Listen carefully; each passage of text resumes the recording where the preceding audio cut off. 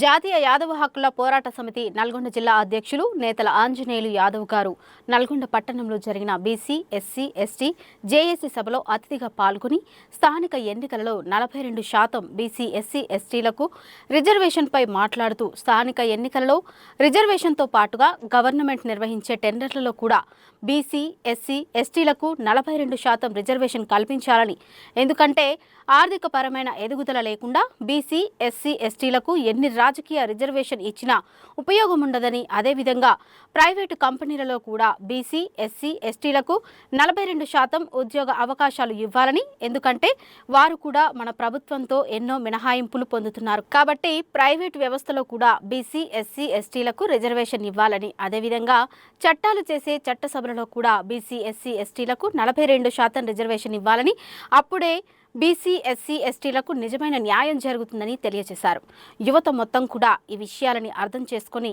ఈ విధమైన పోరాటాలకు ముందు రావాలని కోరుతున్నారు.